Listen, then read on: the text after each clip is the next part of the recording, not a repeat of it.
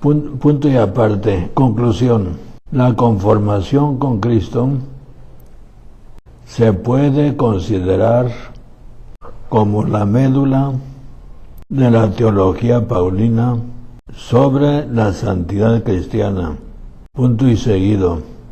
La conformación óntica y la conformación moral, el aspecto ascético y el aspecto místico, la dimensión personal y la dimensión comunitaria,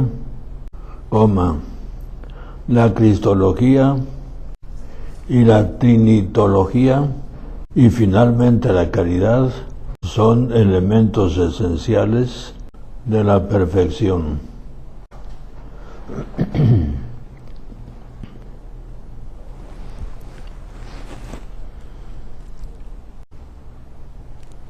Son los puntos que hemos visto en la carta, así brevemente, en los escritos de San Pablo, ¿no? Pero me interesa insistir en las conformaciones que son fundamentales en la teología paulina. La conformación óntica. La conformación moral jamás se da si antes no existe la conformación óntica. ¿Qué es la conformación óntica? La conformación óntica es la acción creadora de Dios por la cual hace al hombre semejante a Él, pero al hombre convertido, es decir, la persona humana convertida, no de otra manera. Y óntica significa la realidad que Dios ha creado, que no es sentimentalismo, ni subjetivismo, ni imaginación, ni cualquier tontera de esas que se piensa siempre, que es lo que el hombre piensa de Dios, eso es lo que en realidad existe de Dios. No hay nada de eso. No hay nada de eso. La creación de la gracia, la creación de la óntica, de la realidad que Dios infunde al alma, es el organismo sobrenatural vivo, que es la gracia con sus potencias para actuar y también con sus dones. Esa es la conformación óntica. Lo primero que hay que buscar es precisamente eso. No se da sino solamente en la persona que, reconociendo sus pecados, busca la amistad con el Señor. No hay otra manera. Los dones, Padre, se dan como en germen. No, y ya uno los desarrolla. Los dones son como las hormonas en el cuerpo. Las hormonas activan los órganos vitales del cuerpo. Los activan, son siempre estáticos los órganos. Para que actúen en cada momento necesitan las hormonas. Y las hormonas son las que hacen que el cuerpo realice todas sus acciones. En el caso de la gracia santificante, los dones del Espíritu Santo activan y perfeccionan cada una de las virtudes. Por ejemplo, la fe.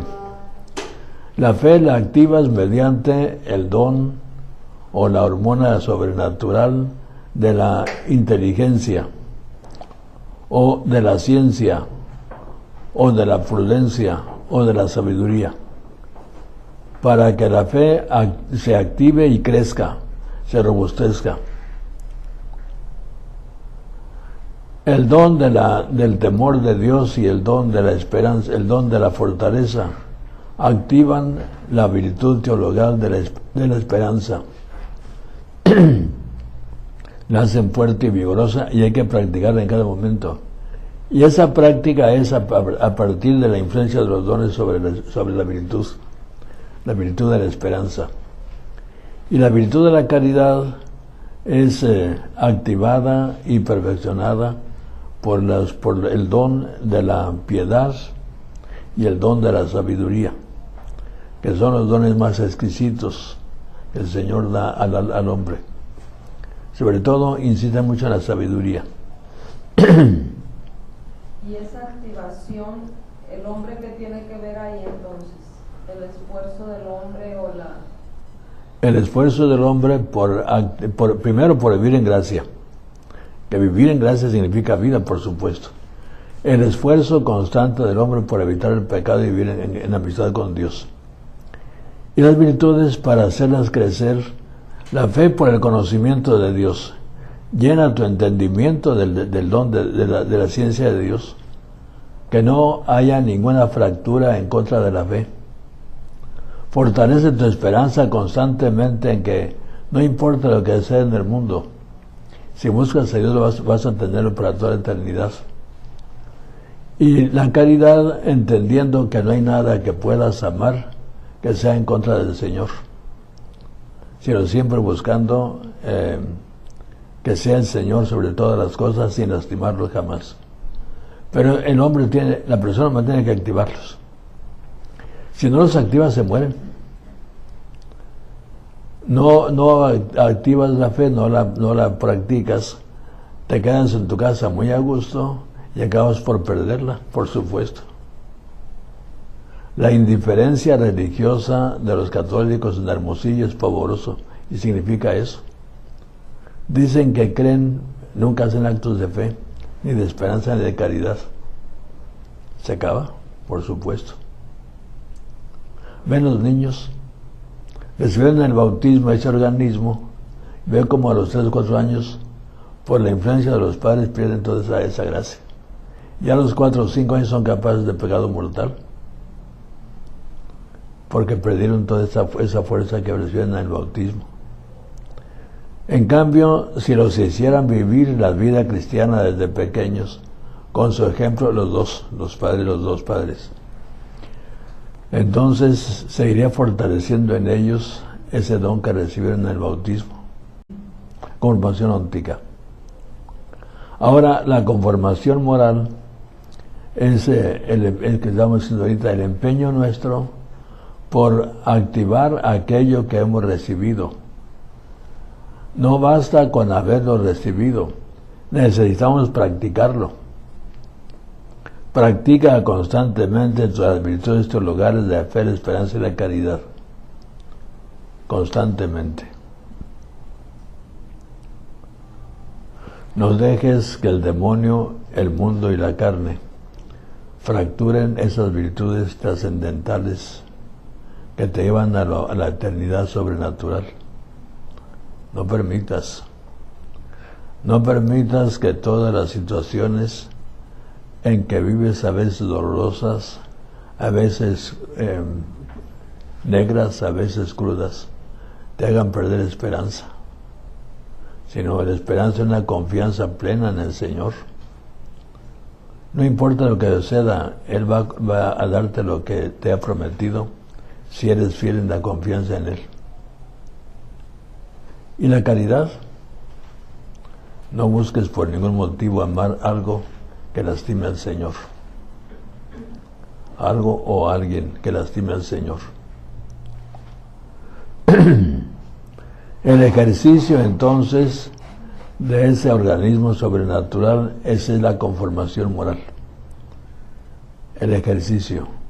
Hay que ejercitar primero el vivir en gracia. Segundo, las virtudes teologales.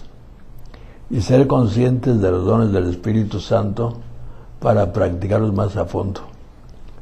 La conciencia, por ejemplo, de usar el entendimiento en la búsqueda y en el conocimiento de Dios. Que eso es la fe con todos los dones del Espíritu Santo. Bien. Punto y aparte.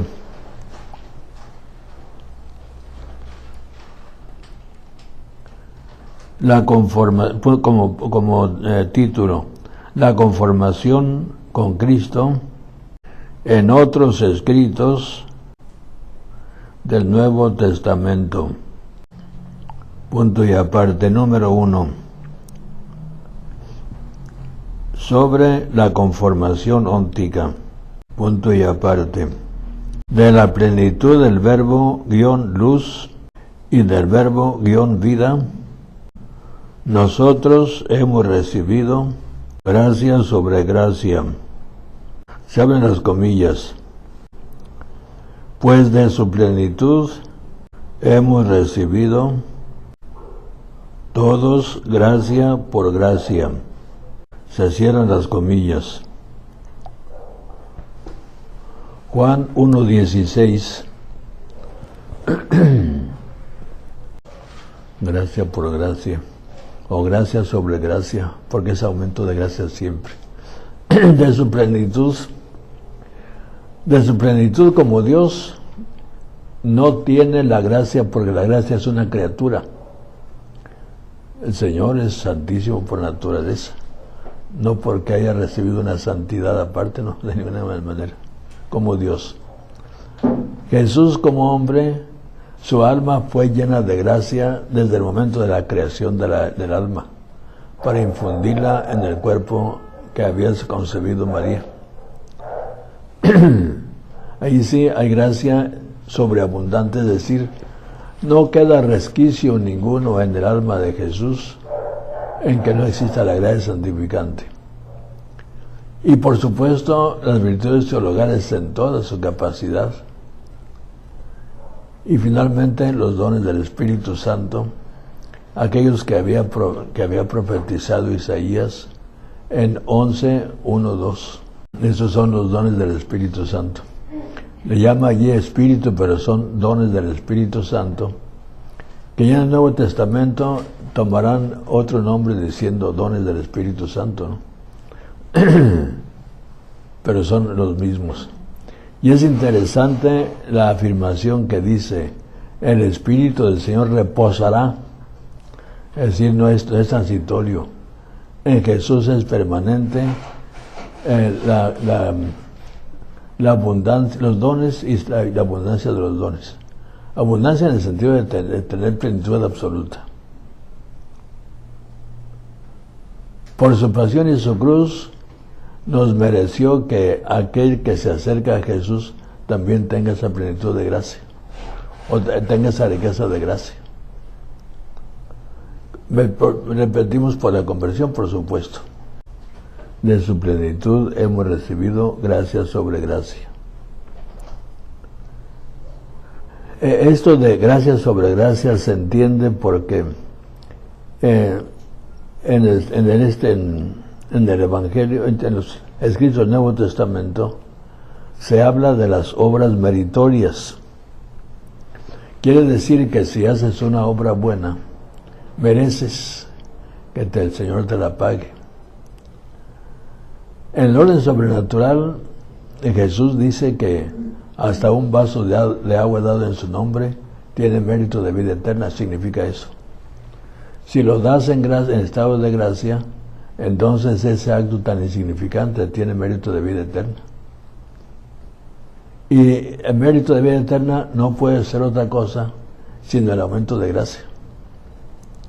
Entonces, la gracia para justificarnos en el inicio mismo de la vuelta a Dios se llama gracia habitual y gracia absolutamente gratuitamente dada. Gracia gratis data. Gracia gratuitamente dada al hombre, sin ningún mérito. Nada más en el aspecto de potencia obediencial. Es decir, como si el hombre fuera una vasija llena de inmundicias, límpiala totalmente y entonces queda en posibilidad la vasija de llenarla otra vez, o de inmundicias o de la ciencia de Dios. Claro, la vas a llenar de la ciencia de Dios si has rechazado el pecado primero. Llena así de la gracia de Dios. Ahora ya eres hijo de Dios. Y si eres hijo, cada vez de que hagas una acción buena para tu Padre, te la va a pagar en ese sentido, amándote más y dándote más potencia para que lo ames mejor. Es el pago que da el Señor en este mundo. Por eso yo traduzco gracia sobre gracia. Ya tienes gracia, te aumenta. De su plenitud. Claro, Cristo tiene para sí como hombre la abundancia de la gracia que es una creación, es cierto. Porque también la naturaleza humana de Jesús es una creación. Pero además tiene la capacidad de crear Él esa gracia como Dios. Como Dios no hay ninguna gracia, por supuesto. Sino como Dios es la santidad misma, no creada, por supuesto. No capaz de aumentarse ni disminuirse. Porque la esencia de Dios no puede aumentarse ni disminuirse. Y la esencia es la santidad misma. Después ya en el capítulo 3 de este Evangelio de San Juan, sabemos también con certeza cómo se llega a ser hoy, desde Jesús hasta hoy, verdadero Hijo de Dios. Juan 3:5.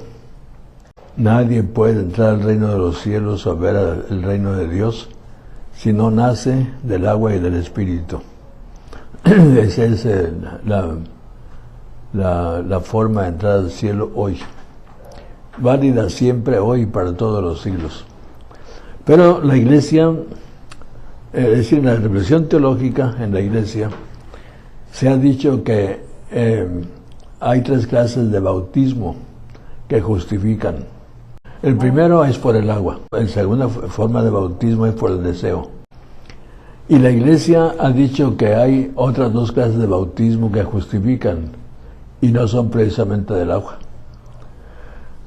La primera forma de bautismo, la segunda forma de bautismo es el bautismo de deseo. Sí está en la Biblia. Sí está en la Biblia. Está en Hechos 10, 34, 35. El que teme a Dios y practica la justicia es acepto a Dios. ¿Quién es el que teme a Dios? El que conociendo lo que Dios quiere que el hombre haga, lo haría siempre, porque teme a Dios. Es decir, el temor sapiencial de que habla el don del Espíritu Santo, el temor de Dios, es don sapiencial.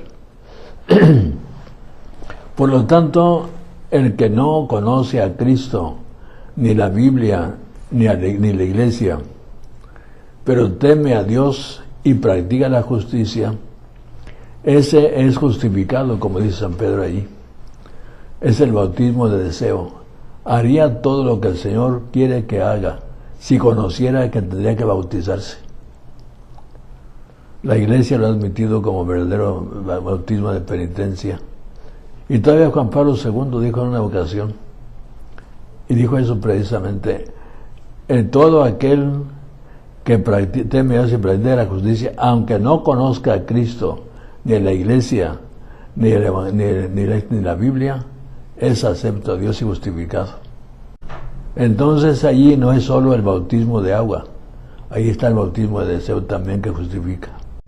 Todo aquel que teme a Dios y practica la justicia es porque ha encontrado en la naturaleza a ese Dios único creador.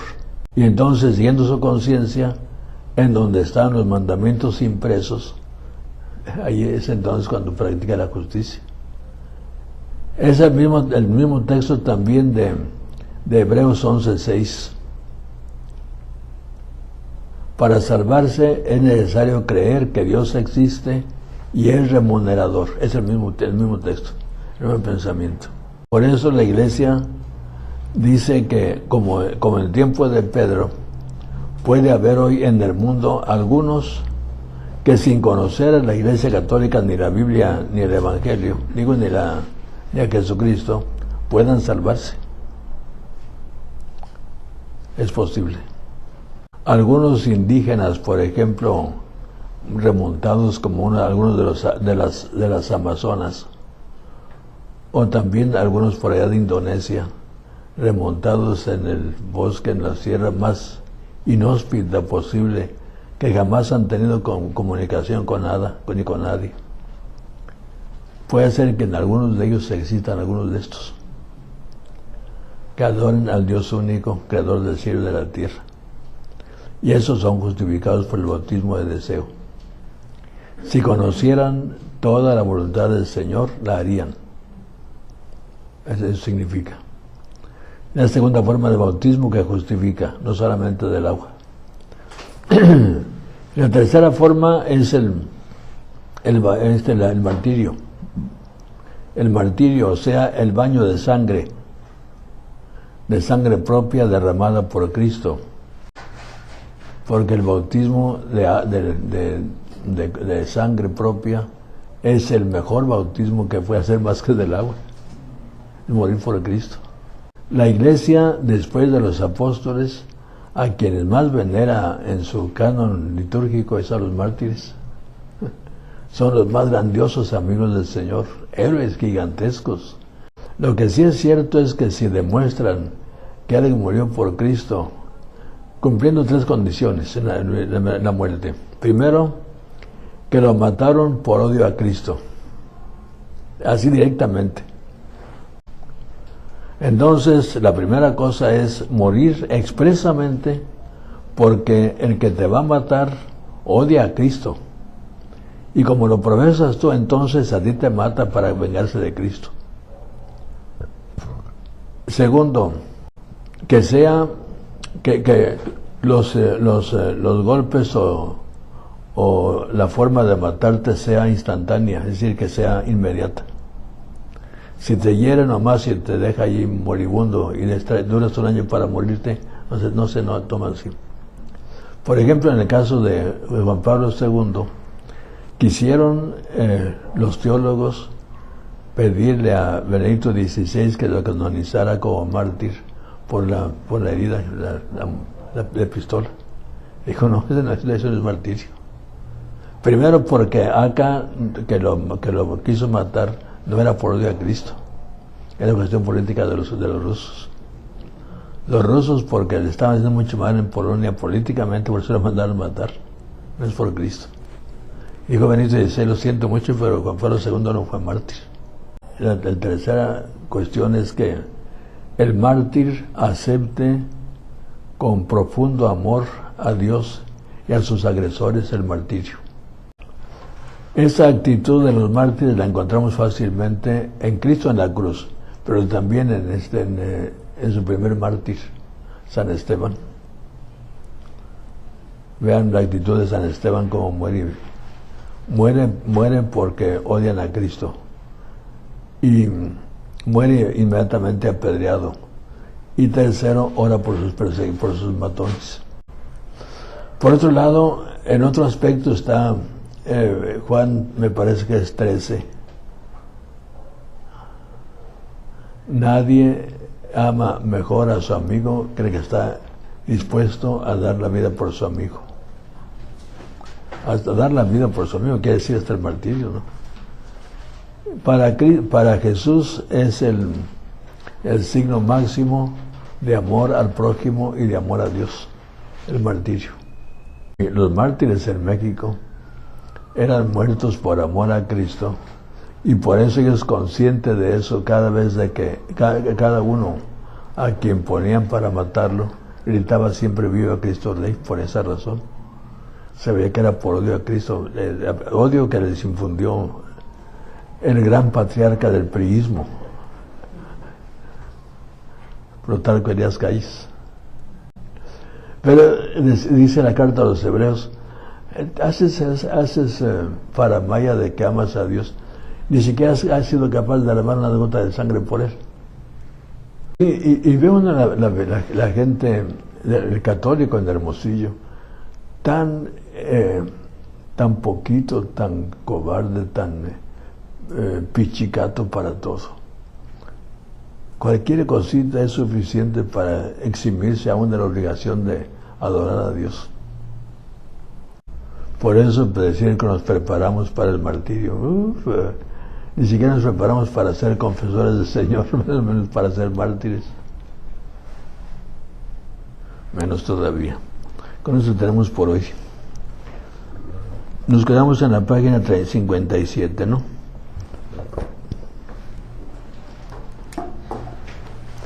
En el nombre del Padre, del Hijo y del Espíritu Santo, te damos gracias, Señor, por todos los beneficios recibidos a ti que vives y reinas por los siglos de los siglos. Amén.